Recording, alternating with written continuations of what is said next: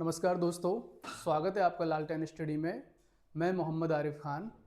आज हम एमपीपीएससी का 2021 का पेपर सॉल्व करेंगे, जिसमें हम प्रश्न क्रमांक 41 से 50 को हम कंटिन्यू करते हैं।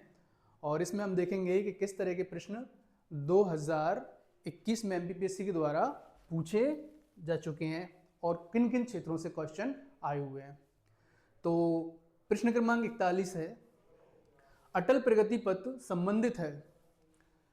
अटल प्रगति पत्र एक्चुअल में अगर आप ध्यान से इस क्वेश्चन को पढ़ेंगे तो समझ में आएगा, ये जो पथ सड़क और मध्य प्रदेश का जो रोड इंफ्रास्ट्रक्चर है उससे संबंधित प्रश्न आया है।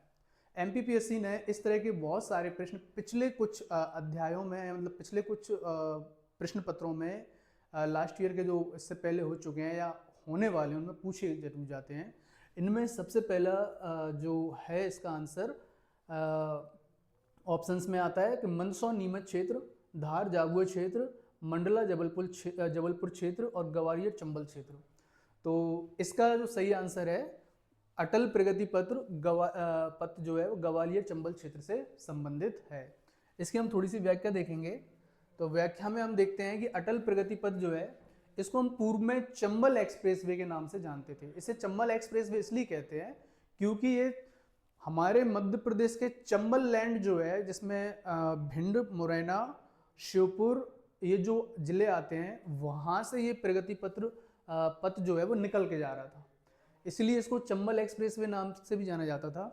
चूँकि उसी क्षेत्र में ग्वालियर भी पड़ता है, तो ग्वालियर के बहुत बड़े नेता हुए हैं, हमारे देश के महान प्रधानमंत्री भी बने, जिनका नाम था स्वर्गीय श्री अटल बिहारी वाजपेयी जी। तो उनके सम्मान में इसका नाम बदलकर अटल प्रगति पथ कर दिया गया। और ये एक महत्वपूर्ण परियोजना है जो मध्य प्रदेश, राजस्थान और उत्तर प्रदेश को जोड़ती है।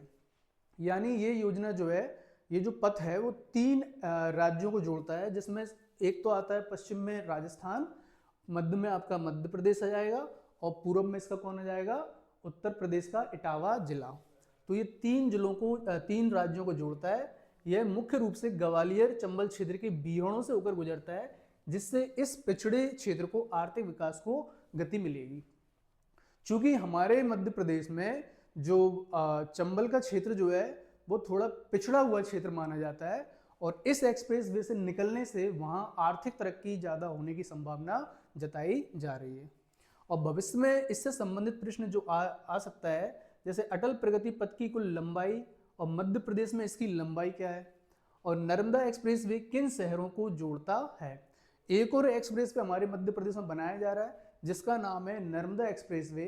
नर्मदा एक्सप्रेस वे जो है जहाँ से नर्मदा नदी निकलती है और मध्य प्रदेश के जिन जिलों से होती हुई निकलती है और जहाँ तक वो जाती है नर्मदा नदी, उसके पैरेलल में एक और एक्सप्रेस वे बनाया जा रहा है। तो उसके बारे में भी आपको पढ़ लेना है।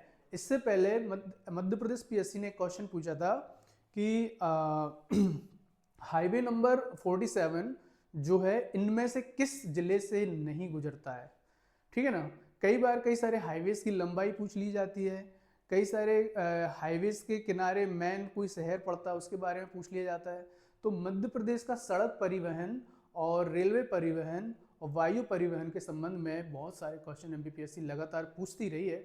तो कोशिश करिएगा आप जब इस पोर्शन को आप पढ़ें तो बहुत शानदार तरीके से और बहुत अच्छे तरीके से पढ़ें। चलते हैं हम अगले क्वेश्चन की तरफ।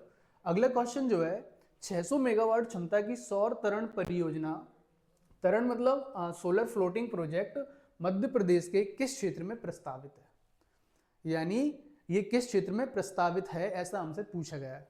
तो ऑप्शंस दिए गए हैं आपके गांधी सागर, ओंकारेश्वर, अमरकंटक, वर्गी। ठीक है ना। तो इसका जो आंसर है वो ओंकारेश्वर है। और हम देखते हैं इसकी व्याख्या में कि व्याख्या क्या कहती है।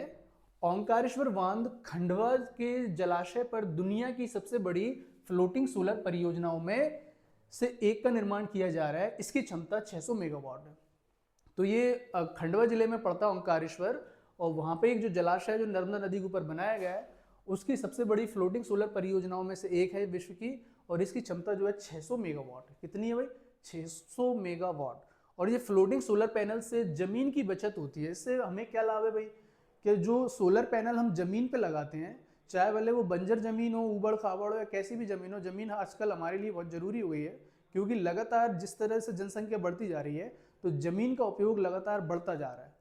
तो ज़मीन की वैसे ही कमी है हमारे पास, और ऊपर से हम ऐसी बड़ी बड़ी प्रोजेक्ट अगर ज़मीन पे लगाएंगे तो कहीं ना कहीं हमारे लिए ये नेगेटिव पॉइंट है, हमारे लिए हमारी सिविलाइजेशन के लिए कहीं ना कहीं दिक्कत वाली बात हो जाएगी। तो ये सोलर फ्लोटिंग पैनल जो है, जो नदियों के ऊपर या जो बड़े बड़े जलाशय होते हैं उनके ऊपर लगाया जाता है, तो इससे बहुत सारी चीज़ें भी होती हैं। जैसे कि एक तो आपकी ज़मीन बच गई, और जब ये जलाशय के ऊपर लगाया जाता है तो क्या होता है, जलाशय का जो पानी होता है वो एवेपोरेट नहीं हो पाता है, बाष्पीकरण नहीं हो पाता उसका ज़्यादा, तो पानी बचता है, और ऐसे करके पानी का बाष्पीकरण भी कम हुआ। और इससे संबंधित भविष्य में और भी कुछ क्वेश्चन एमपीपीएससी लगातार पूछती रही है। जैसे Rewa ultra mega solar project की क्षमता क्या है, ये है 750 मेगावाट की। रीवा में जो मेगा सोलर प्रोजेक्ट लगा हुआ है वो कौन से गांव में लगा हुआ है, एमपीपीएससी ऐसा भी पूछ सकती है। तो आप उसके गांव का नाम भी आपको याद करिएगा, कौन से मतलब जिस इलाके में वो लगा उस इस तरह से याद कर सकते हैं आप। और इससे कहाँ पे बिजली सप्लाई होती है, Rewa ultra mega solar project से दिल्ली मेट्रो के लिए लाइट की सप्लाई की जाती है। और मध्य प्रदेश की सौर ऊर्जा नीति क्या है, यानी मध्य प्रदेश में जो सौर ऊर्जा नीति है, सोलर पावर जो है, उसके लिए क्या पॉलिसी बनाई गई है मध्य प्रदेश सरकार के द्वारा, कब क्या उसमें हुआ है या होने वाला है, इस तरह की चीज़ों के बारे में एमपीपीएससी लगातार पूछती है। और ये जो क्वेश्चन आया है मध्य प्रदेश पीएससी ने एनर्जी रिसोर्सेज से संबंधित है, और उस फील्ड से ये क्वेश्चन पूछा गया है। तो आप जब इस तरह के क्वेश्चन, मतलब इस तरह का टॉपिक जब आप पढ़ते हैं तो उनको थोड़े ध्यान से पढ़ें कि कौन सा प्रोजेक्ट कहाँ पे लगा हुआ है, कितनी क्षमता का है, उसमें कितनी यूनिटें काम कर रही हैं, कब इसकी स्थापना हुई। इस तरह से आप जब लगातार पढ़ेंगे तो आपको ये चीज़ें समझ में आना शुरू हो जाएंगी, और इस तरह के क्वेश्चन एमपीपीएससी लगातार पूछती रही है। अगला क्वेश्चन जो हमारे पास आता है वो आता है, मध्य प्रदेश की खिलाड़ी चिंकी यादव किस खेल से संबंधित हैं। यानी ये खेल और मनोरंजन वाला जो पोर्शन होता है, विविध जिसे हम बोलते हैं, मिसलेनियस वाला टॉपिक जो मध्य प्रदेश पूछती है मध्य प्रदेश में से, वो वाला उसमें टॉपिक से ये क्वेश्चन लिया गया है। उसमें बताया गया है कि भाई जो खिलाड़ी हैं चिंकी यादव वो किस खेल से संबंधित हैं। खिलाड़ी और उनके खेल, जो खिलाड़ी जिन खेलों से संबंधित हैं, इससे जुड़े हुए क्वेश्चन एमपीपीएससी लगातार पूछती रही है, लगातार पूछती रही है। तो हमें खिलाड़ी और खेल, और वो किस खेल से संबंधित हैं, ये हमें जरूर पढ़ना है। और चूंकि क्या होता है, अब ज़्यादा से ज़्यादा हम 25-30 खिलाड़ी होंगे, पुराने लेके पुराने खिलाड़ियों को अगर हम देखते हैं और आज के खिलाड़ियों को देखें, 25-50 लोगों के नाम होंगे, उनको अच्छे समझ लेंगे एक दो बार, तो हमारे ये क्वेश्चन क्लियर हो जाता है। तो इसमें आपके ऑप्शंस आते हैं निशानेबाजी, तैराकी, हॉकी, क्रिकेट। तो चलिए आइए इसकी हम व्याख्या देखते हैं। व्याख्या में हम देखेंगे चिंकी यादव भोपाल की रहने वाली हैं। कहाँ की हैं भाई? भोपाल की रहने वाली हैं। एक भारतीय शूटर हैं। ये कौन है भाई? शूटर हैं, यानी ये गन चलाती हैं, पिस्टल चलाती हैं। उन्होंने ISSF विश्व कप 2021 में 25 मीटर पिस्टल स्पर्धा में स्वर्ण पदक जीता था। ठीक है ना। तो चिंकी यादव ये कहाँ की रहने वाली हैं? भोपाल की रहने वाली हैं, और 2021 में इन्होंने ISSF का विश्व कप जीता था 25 मीटर पिस्टल में। और भविष्य में संभावित जो प्रश्न इससे आते हैं, ऐश्वर्य प्रताप सिंह तोमर, इनके बारे में एमपीपीएससी पूछ चुकी है एक बार। इनको ये खरगोन के रहने वाले हैं, और इनका संबंध जो है शूटिंग से ही है। मध्य प्रदेश राज्य शूटिंग एकेडमी कहाँ स्थापित है या कहाँ पर है? ये भोपाल में। इसकी स्थापना कब हुई थी? इस तरह के क्वेश्चन आपको एमपीपीएससी जरूर पूछती है, तो आप इन तरह के क्वेश्चनों को जरूर पढ़ के जाएं। और उनको जब आप पढ़ें तो थोड़ा डीप स्टडीज और भी खेलों के बारे में आप देखेंगे। क्रिकेट से संबंधित हो गया है ना, तैराकी से संबंधित हो गया, किनोइंग है ना वगैरह, ये जो सब होते हैं उस तरह के खेलों संबंधित क्वेश्चन एमपीपीएससी जरूर पूछती है। खेलों के नाम, खिलाड़ियों के नाम, पुराने खिलाड़ियों के नाम, जो पुराने खिलाड़ी कभी बहुत अच्छा परफॉर्मेंस करके गए, जैसे शेर असलम खान हॉकी के खिलाड़ी थे, है ना। तो इस तरह के बहुत सारे क्वेश्चन एमपीपीएससी लगातार पूछती रही है। अगला क्वेश्चन हम बढ़ते हैं। मध्य प्रदेश के खिलाड़ी विवेक सागर किस खेल से संबंधित हैं? विवेक सागर जो था ओलंपिक, जो टोक्यो ओलंपिक हुआ था वहाँ खेलने गए थे, और ये उसमें भारतीय हॉकी टीम के खिलाड़ी थे। कौन थे? भारतीय हॉकी टीम के खिलाड़ी थे। तो ये हॉकी खेल से संबंधित हैं। किससे संबंधित है भाई? ये हॉकी खेल से संबंधित हैं। और इनके बारे में थोड़ी व्याख्या अगर हम देखेंगे तो देखते हैं, विवेक सागर, प्रसाद, इटारसी, होशंगाबाद और जो संभाग पड़ता है वो नर्मदापुरम पड़ता है, कि निवासी हैं और भारतीय हॉकी टीम के मिडफील्डर हैं। कौन है?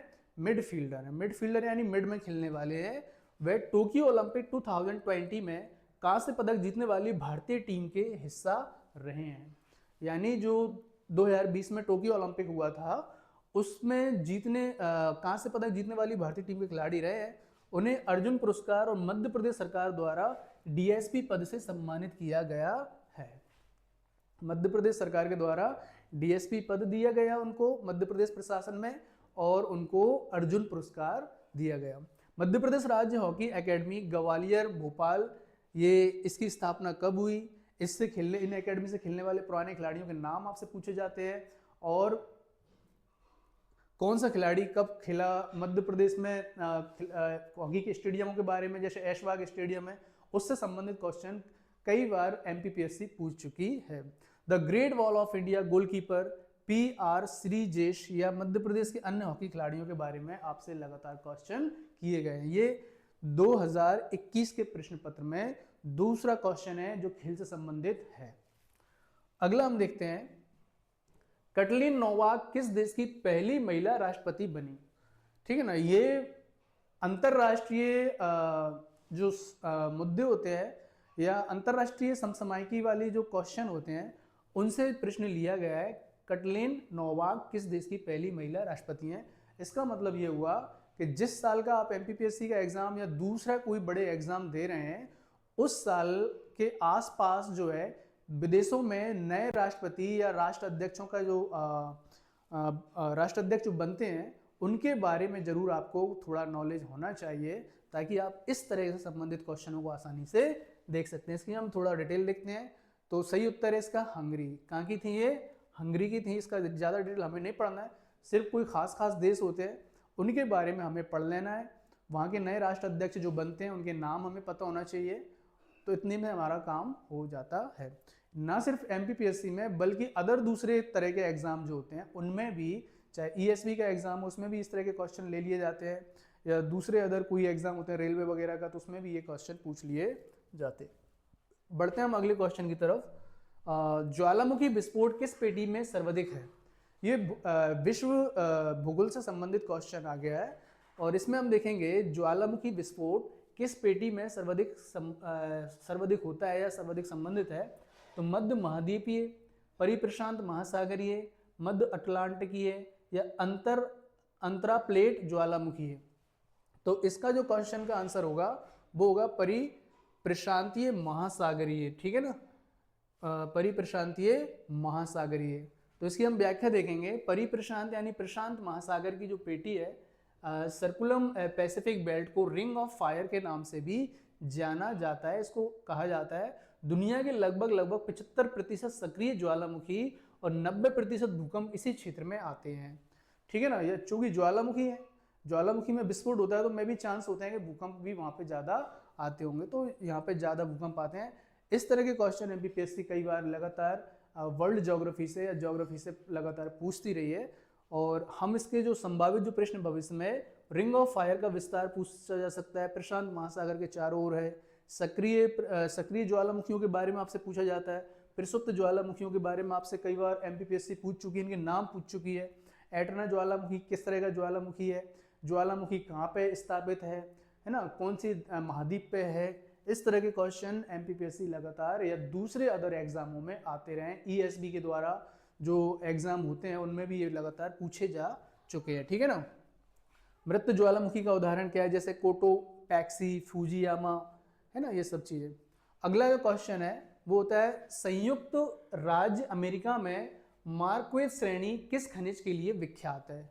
यानी अमेरिका जो देश है, यूएसए, संयुक्त राज्य अमेरिका, वहाँ पे मार्क्वेज श्रेणी है, ये किस खनिज के लिए ज़्यादा विख्यात है? इस श्रेणी में कौन सा खनिज सबसे ज़्यादा निकाला जाता है?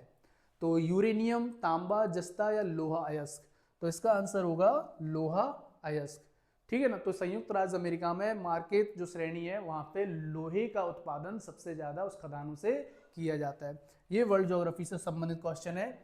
इस तरह के क्वेश्चन पूछ चुकी है एमपीपीएससी कई बार, जैसे जर्मनी का रूर जो कोयला क्षेत्र है उसके बारे में क्वेश्चन आ चुका है ना। तो जो जैसे विश्व में कोई सबसे बड़ी कोई बड़ी कंपनी है तो उसके बारे में आपसे क्वेश्चन पूछ लिया जाता है। एक बार ऑडी कंपनी के बारे में एमपीपीएससी ने पूछा था कि ऑडी कार बनाने वाली कंपनी किस देश की है। तो इस तरह के क्वेश्चन एमपीपीएससी लगातार पूछती रही है। निम्नलिखित में से किस नहर ने राजस्थान के पश्चिमी जिलों की कृषि संबंधी गतिविधियों को रूपांतरित कर दिया है? ठीक है ना, जो राजस्थान है, राजस्थान का पश्चिमी जिला जो आता है, पश्चिमी जिला जिसमें आपका हनुमानगढ़ और आपका जैसलमेर है ना, बीकानेर और गंगानगर, ये जो 4-5 जिले हैं राजस्थान के, उन राजस्थान में प्योर रेगिस्तान में पड़ते हैं, थार के रेगिस्तान में पड़ते हैं पूरे जिले। उन जिलों में जो है कृषि संबंधित गतिविधियों को रूपांतरित कर दिया है। कौन सी नहर ने किया है? तो ऑप्शंस में आपका कन्हार नहर, रामगंगा नहर, शारदा सहायक नहर, इंदिरा गांधी नहर। तो इसका आंसर क्या हो जाएगा? इंदिरा गांधी नहर, जो कि इसकी हम व्याख्या में देखेंगे तो इंदिरा गांधी नहर मूल नाम इसका राजस्थान नहर है और भारत की सबसे लंबी नहर है। कैसी है? सबसे लंबी नहर है। यह पंजाब में हरी के बैराज सतलुज और ब्यास का संगम से निकलती है और थार रेगिस्तान यानी पश्चिमी राजस्थान में सिंचाई और पेयजल की जीवन रेखा है। ठीक है ना, यानी ये जो नहर है ये पहले मूलतः राजस्थान नहर के नाम से जानी जाती थी, फिर इसका नाम इंदिरा गांधी नहर कर दिया गया। और ये कहाँ से निकलती है? पंजाब में हरी के बैराज सतलुज और ब्यास नदी के संगम से निकलती है और थार रेगिस्तान में बहती हुई जाती है। तो इसने वहाँ का, चूंकि थार के रेगिस्तान में नहर बह रही है, तो इस नहर से बहुत सारी कई सारी छोटी छोटी नहरें निकाली गई हैं। उन नहरों के निकलने से क्या होता है, पूरे पश्चिमी राजस्थान में खेती बाड़ी बहुत अच्छी होती है, खास करके गेहूं की फसल बहुत अच्छी होती है वहाँ पे, जिसके कारण से पूरा वहाँ पे जो रेगिस्तान की बंजर जमीन जो पड़ी हुई थी उसका लाभ लेना शुरू कर दिया और अच्छी खासी वहाँ पे किसानों की आय होना शुरू हो जाती है। तो इसने पश्चिमी राजस्थान की पूरी शक्ल ही बदल के रख दी। इससे संभावित इंदिरा गांधी नहर के लाभार्थी जिले हैं गंगानगर, बीकानेर और जैसलमेर। और भाखड़ा नागल बांध परियोजना क्या है, ये कहाँ पे मौजूद है, किस नदी पे मौजूद है, इस तरह के जितनी भी भारत में प्रसिद्ध नदियाँ हैं उन नदियों के बहने का स्थान, वो नदियाँ कहाँ से उद्गम होती हैं और कहाँ पे जाके वो मिल जाती हैं, और उन नदियों के ऊपर बनने वाले बड़े बड़े मल्टी प्रोजेक्ट कौन कौन से हैं, तो वो आपको जरूर पढ़ लेना है। इस तरह के क्वेश्चन एमपीपीएससी या अदर दूसरे जो एग्जाम होते हैं उनमें जरूर प्रश्न आते हैं। निम्नलिखित सघन जनसंख्या वाले क्षेत्रों में से कौन सा क्षेत्र कृषि पर प्रत्यक्ष रूप से निर्भर नहीं है?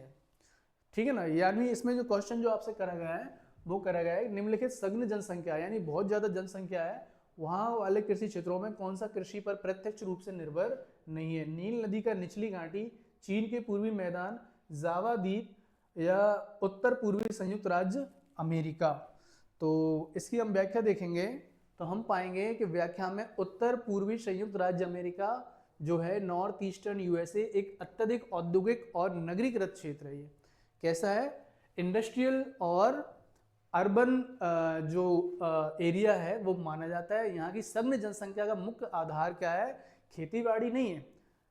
यहाँ की जनसंख्या का सघन आधार जो है वो है उद्योग है, व्यापार और सेवा क्षेत्र है, ना कि कृषि है। यानी अमेरिका के जो नॉर्थ ईस्टर्न क्षेत्र है, उत्तर पूर्वी वाले क्षेत्र है, वहाँ पर सबसे ज़्यादा नदियाँ भी हैं लेकिन वहाँ पर फिर भी खेतीबाड़ी नहीं होती है ज़्यादा, बल्कि वहाँ पे जनसंख्या का मुख्य आधार जो है वो वहाँ पे पाए जाने वाले उद्योग, व्यापार और सेवा क्षेत्र है। यानी कि वहाँ पे बिजनेस लोग करते हैं और इंडस्ट्रियल एरियाज हैं और सर्विस सेक्टर में लोग वहाँ पे मौजूद हैं। वहाँ पे लोग खेती बाड़ी कम करते हैं, इसलिए ये आंसर इसका सही जाएगा।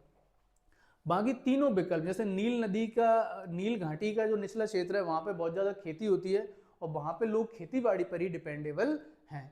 चीन के मैदान जो है वहाँ पर भी खेती बाड़ी पर लोग डिपेंड है, जैसे हुआंग नदी है और जावा का क्षेत्र जो पूरा उपजाऊ कृषि भूमि के कारण सघन आबादी वाले क्षेत्र माने जाते हैं। जैसे हमारे इंडिया में गंगा नदी का जो मैदानी क्षेत्र है वो सघन आबादी वाला क्षेत्र इसलिए कहलाता है क्योंकि वो कृषि प्रधान क्षेत्र है। कैसा क्षेत्र है? कृषि प्रधान क्षेत्र है, वो औद्योगिक प्रधान क्षेत्र नहीं है जिसमें उत्तर प्रदेश और बिहार वगैरह आते हैं। ठीक है ना।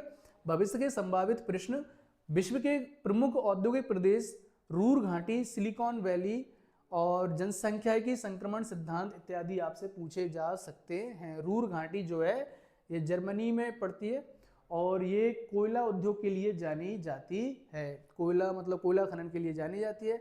सिलिकॉन वैली ये अमेरिका के अंदर मौजूद है और यहाँ पे पूरी अमेरिका की बड़ी बड़ी आईटी कंपनी जो हैं वो यहाँ पे मौजूद हैं। इसके विषय में भी क्वेश्चन एमपीपीएससी कर चुकी है और नहीं करा हुआ तो करेगी, ठीक है ना।